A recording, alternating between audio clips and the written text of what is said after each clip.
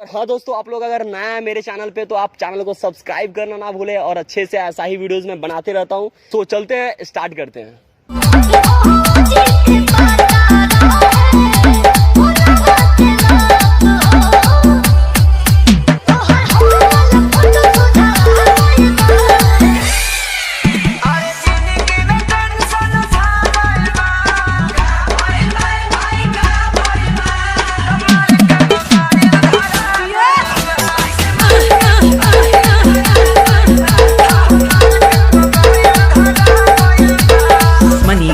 Manish.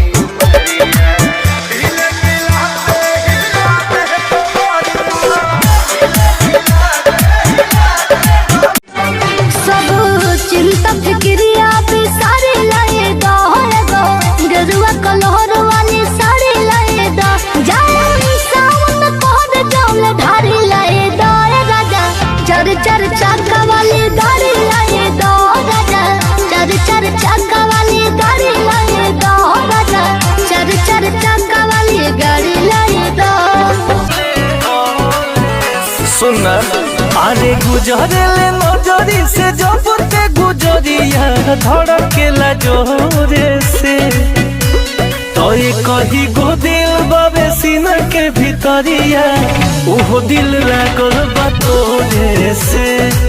कही गो दिल बाबे सीना के भीतरिया उहो दिल लागल बा तोरे से।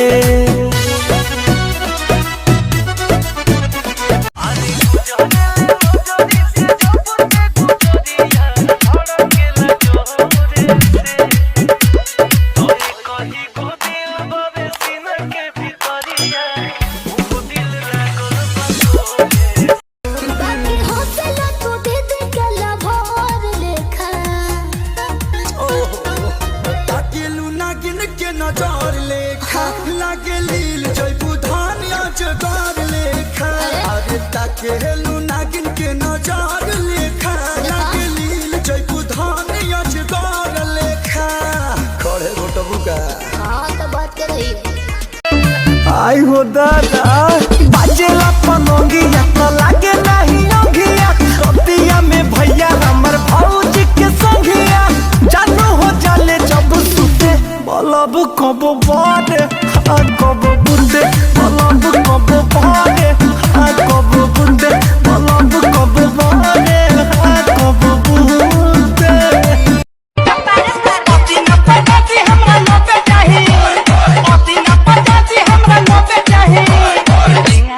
दीदी लाख में करे ये टेंगना के दीदी हाया कहीं क्या ये टेंगना के दीदी हमरा। अगर तुम लोग नए हो तो सब्सक्राइब करो, वो जो लाल वाला बटन है उसके साथ स्कैम करो या फिर महफिल जमाओ, मुझे नहीं पता, बस क्लिक हो जाना चाहिए। अब मैं भी जा रहा हूं, मुझे पार्क में स्टंट्स मारने जाना है।